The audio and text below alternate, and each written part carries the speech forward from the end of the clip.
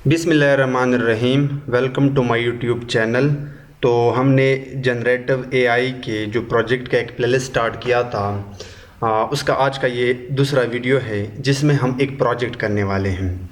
आपने थंबनेल पे देखा होगा टेक्स्ट टू इमेज जनरेटर, यानी जब आप एक प्रॉम्प्ट देंगे तो वो आपको एक इमेज जनरेट करके देगा।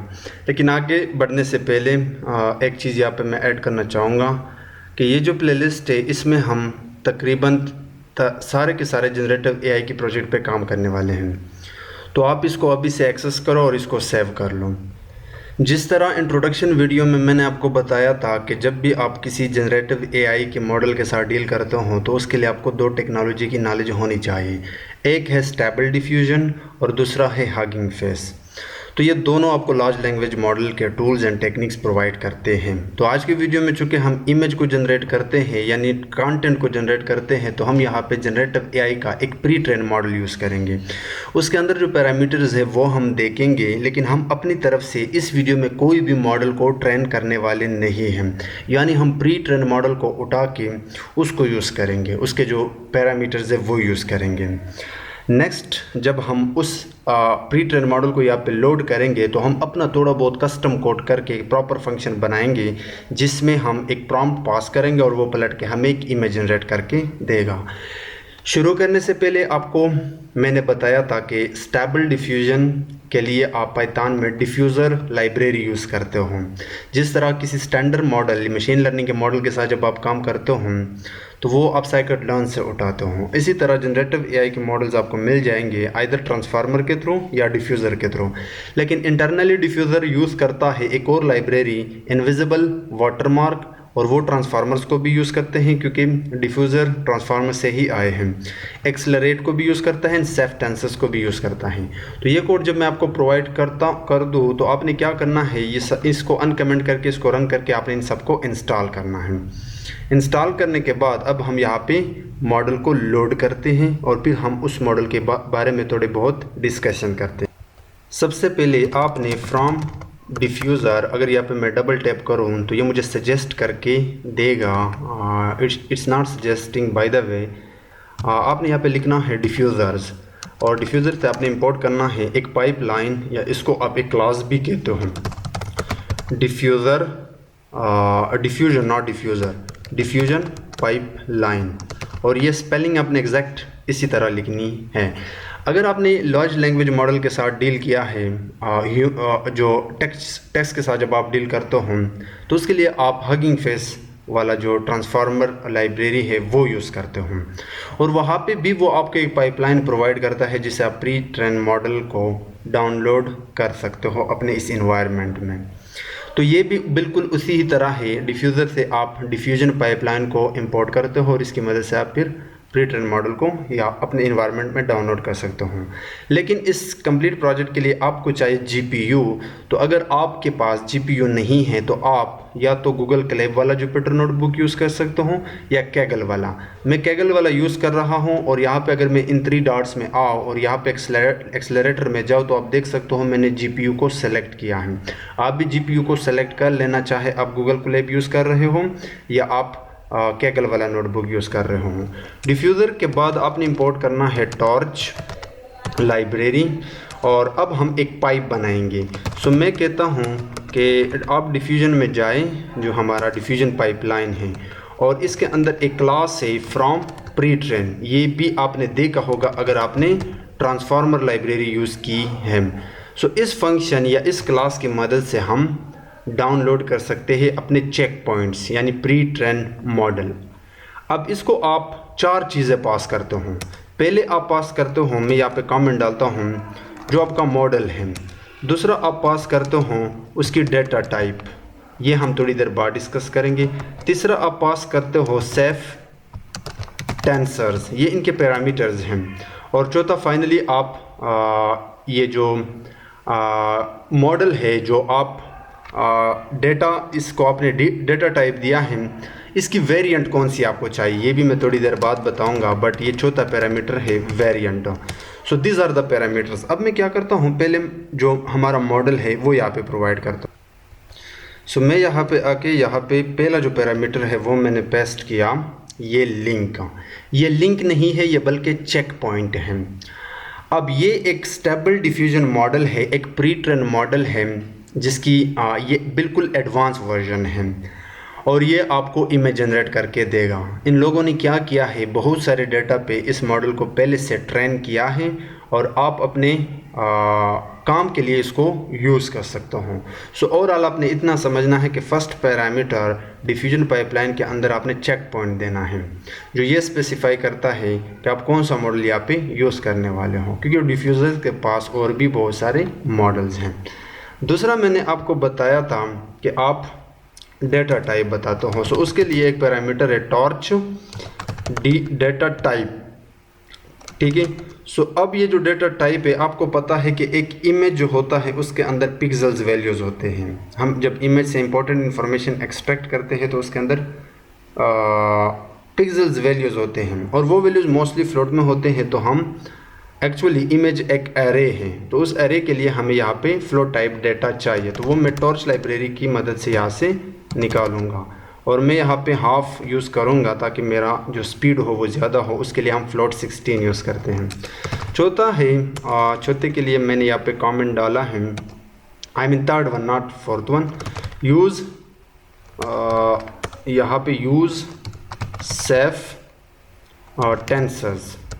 अब इसके बारे में थोड़ा आपको यहाँ पे जो यूज़ सेफ टेंसर्स पैरामीटर है इसको आप ट्रू रखते हो। इसका काम इतना है, अब जैसे मैंने आपको बताया कि इमेज एक टेबुलर फॉर्म होता है, एक एरे होता है और उसके अंदर आपके न्यूमेरिक वैल्यूज़ होते हैं, फ्लोट में भी हो सकते हैं, इंट में भी हो सकते हैं। चूँकि हमने यहाँ पे एक्सप्लिसिटली फ्लोट बताया है तो फ्लोट है।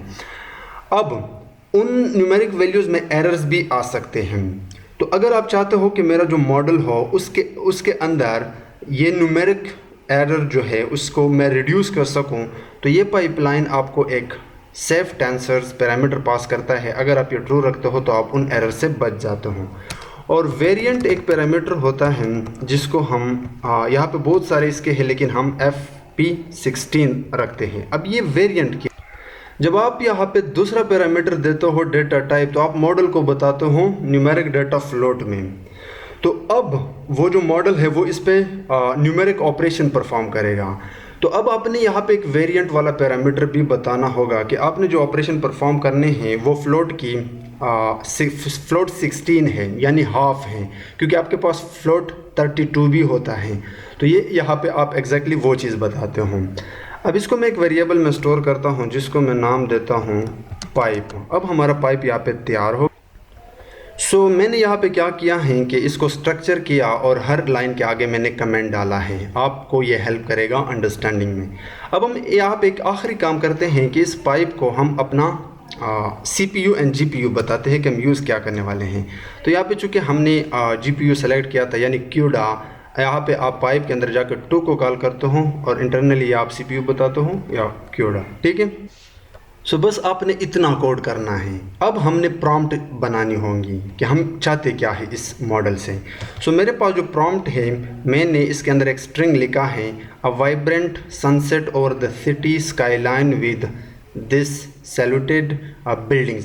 सो यहाँ पे मैं एक ऐसा सिटी बना रहा हूँ जिसमें इवनिंग का टाइम हो, रेड कलर का स्काई, कुछ इस तरह, इस वर्ड का ये मतलब है। और साथ ही मैंने हेल्प करने के लिए, इमेज की क्वालिटी को बेटर बनाने के लिए ये एक नेगेटिव प्रॉम्प्ट भी दिया है कि avoid including any water elements in the scene. यानी अगर आप एक इमेज के अंदर, लेट्स से अभी के लिए मान लेते हैं कि आप जो इमेज जनरेट कर रहे हो इस मॉडल से वो किसी पर्सन का है और आप नहीं चाहते कि कोई और पर्सन उसके साइड्स में हो, तो आप नेगेटिव प्रॉम्प्ट में वो बता सकते हो। सो अब हम क्या करेंगे, अपना ये जो प्रॉम्प्ट और नेगेटिव प्रॉम्प्ट है वो पाइप को दिखाते हैं। सो आप क्या करते हो, पाइप जो हमने डिफ़ाइन किया है इसके अंदर अगेन 2 पैरामीटर है, प्रॉम्प्ट एंड नेगेटिव प्रॉम्प्ट। तो हमने अपर प्रॉम्प्ट को दे दिया और नेगेटिव प्रॉम्प्ट को नेगेटिव प्रॉम्प्ट दे दिया और इसके अंदर फिर हमने फंक्शन इमेजेस को कॉल किया, ठीक है। लिस्ट से बाहर निकलने के लिए हमने यहाँ पे एक्सप्लिसिटली 0 दिया। अब जो भी इमेज होगा वो इस वेरिएबल के अंदर ही होगा। सो मैं इसको रन करता हूँ, बल्कि इससे पहले मुझे रन करना होगा ये वाला कोड, क्योंकि मैंने अभी तक इसको रन नहीं किया है। तो जैसे मैं इसको रन करूँगा, अब ये क्या करेगा, ये आपका मॉडल यहाँ पे no module name diffuser. Okay, मुझे इसको अगेन इंस्टॉल करने होंगे क्योंकि मैंने ये इंस्टॉल पहले किए थे उसके बाद अब मुझे इसको दोबारा इंस्टॉल करने होंगे। सो आप देख सकते हो कि हमने ये इंस्टॉल कर लिए। अब मैं अपने सेल में आता हूँ और इस वाले सेल को अब मैं रन करता हूँ। सो अब देखना थोड़ी देर बाद आपका जो ये मॉडल है वो यहाँ पे डाउनलोड हो जाएगा। ये देखिए यहाँ पे स्टार्ट हो रहा है। सो आप देख सकते हो इसके जो भी वेट्स एंड पैरामीटर्स हैं ये इंटरनली डाउनलोड हो रहे हैं हमारे इस इन्वायरमेंट में। सो ये थोड़ा सा टाइम लेगा। ओके, ये हो गया। अब ये करने के बाद हमने आना है यहाँ पे और इस वाले सेल को रन करना है। सो जैसे आप इसको रन करोगे तो अब ये इस प्रॉम्प्ट जो भी प्रॉम्प्ट आपने दिया है इसके बेस पे इमेज जनरेट कर रहा है और वो इस वेरिएबल में स्टोर कर रहा है। तो जैसे ये हो जाए फिर हम क्या करेंगे, इस इमेज को दिखाएंगे। सो ये रन हो गया। अब यहाँ पे जो कोड मैं पेस्ट करने वाला हूँ वो है इमेज दिखाने के लिए।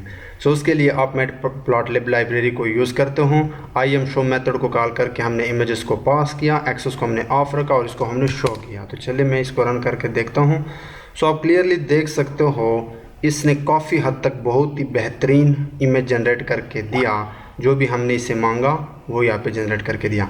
अब हम एक प्रॉपर फंक्शन बनाएंगे जिसके पास किसी भी टाइम पे यूज़र के प्रॉम्प्ट आ सकते हैं और वो ऑटोमेटिकली हमें इमेज जनरेट करके देगा। सो हम ये अबाउ जो कोड हमने किया वो यहाँ पे रिपीट करने वाले हैं। लेकिन यहाँ पे मैं आपको एक चीज़ बताऊंगा कि आप अगर सोच रहे हो कि हमने जनरेटिव AI की प्लेलिस्ट स्टार्ट की है जिसमें हम जनरेटिव AI की मॉडल्स को के बारे में सीखेंगे बाय यूजिंग प्रोजेक्ट्स, तो ये तो हमने just few lines of code में एक प्री ट्रेन मॉडल को यूज़ करके किया। तो इससे हमने क्या सीखा, तो यहाँ पे दो सवालों को आपने हल करने हैं। पहला सवाल ये है, आपने खुद से ये करना है कि जब आपके पास क्लाइंट आता है, क्लाइंट जब आप डेवलपर बन जाते हो तो क्लाइंट जब आपके पास आता है वो आपको ये नहीं कहता कि आप स्क्रैच से कोई मॉडल ट्रेन करो और वो हमें इमेज जनरेट करके दे। वो आपसे कहेगा कि आप स्टेबल डिफ्यूजन का कोई भी प्री ट्रेन मॉडल यूज़ करो और मुझे ऐसा कोड दो जो मुझे इमेज जनरेट करके दे, क्योंकि उसे पता है कि जो स्टेबल डिफ्यूजन के मॉडल है वो मोर एक्यूरेट है, वो सीनियर डेवलपर्स ने बनाए हैं और वो बहुत सारे डेटा पे ट्रेन हुए हैं। सेकेंडली, हो सकता है क्लाइंट आपको कहे कि नहीं आपने खुद स्क्रैच से बनाना है, तो फिर आप बहुत सारा कोड करेंगे जो भी आर्किटेक्चरल लार्ज लैंग्वेज मॉडल्स की वो इम्प्लीमेंट करेंगे, आप कर सकते हो। लेकिन यहाँ पे इशू ये है कि फिर आपको डेटा उठाना होगा और आपको बहुत सारा टेक्सचुअल एंड इमेजेस का डेटा उठाना होगा, वो भी कुछ हद तक स्ट्रक्चर, ताकि आपका मॉडल अच्छे तरीके से ट्रेन हो सके। तो आपको बहुत सारे कॉम्प्लेक्सिटी के इश्यूज हो गए। तो इसलिए आप मोस्टली क्या करोगे, प्री ट्रेन मॉडल यूज़ करते हो क्योंकि उनका रिजल्ट बहुत ही एक्यूरेट और ऑप्शन लाइन में अपना प्रोजेक्ट निकाल सकते हो। वैसे भी ये पहला प्रोजेक्ट था तो हमने इसको सिंपल रखा। सो अब मैं यहाँ पे आके मैंने एक फंक्शन बनाया है जिसका नाम है जनरेट इमेज। इसके पास एक यूज़र का प्रॉम्प्ट आ रहा है और एक नेगेटिव प्रॉम्प्ट आ रहा है। हम पाइप के अंदर इन दोनों चीज़ों को पास करके इमेज को जनरेट कर रहे हैं और यहाँ पे इमेज को डिस्प्ले कर रहे हैं। सो मैं इसको कॉल करके अब यहाँ पे मैं एक प्रॉम्प्ट देता। सो फंक्शन रन करने के बाद अब मैं चाहता हूँ कि मैं अपने इस मॉडल से विराट कोहली की इमेज जनरेट कर लूँ। तो मैंने प्रॉम्प्ट में कहा है a portrait of the famous cricketer Virat Kohli in a cricket uniform, and negative prompt में बताया है avoid including any other person in the scene. तो जैसे मैं इस सेल को रन करूँगा तो ये नीचे जो आपका बार चल रहा है ये थोड़ा सा टाइम लेने के बाद आपको विराट कोहली की इमेज जनरेट करके दिखाएगा जो भी हमने मॉडल यूज़ किया। तो अब देख सकते हो इस मॉडल ने बहुत ही प्यारा विराट कोहली यहाँ पे जनरेट करके दे दिया। आप देख सकते हो बहुत ही बढ़िया रिजल्ट ये मॉडल हमें दे रहा है। एक और प्रॉम्प्ट मैं यहाँ पे देता हूँ और इस बार मैंने बताया a portrait of the prime minister of Pakistan Imran Khan in a formal suit, don't add any other person in the scene. So आप देख सकते हो इस मॉडल ने हमारा सबसे प्यारा हैंडसम इमरान खान जनरेट करके दे दिया। अब यहाँ पे आप देख सकते हो ज़्यादा बहुत बड़ा फ़र्क है, एग्जैक्ट नहीं है, बट विराट कोहली के केस में अगर आप देखें तो काफ़ी हद तक आप देख सकते हो कि विराट कोहली ही हैं। सो ओवरऑल ये था हमारा प्रोजेक्ट। अब वीडियो पसंद आए हो तो वीडियो को लाइक करना बिल्कुल भी मत भूलिएगा। और बहुत से ऐसे स्टूडेंट हैं जो जस्ट वीडियोस को वॉच करते हैं, लाइक्स भी देते हैं, लेकिन अभी तक उन्होंने चैनल को सब्सक्राइब नहीं किया है। सो मिलेंगे नेक्स्ट जनरेटिव AI की प्रोजेक्ट में।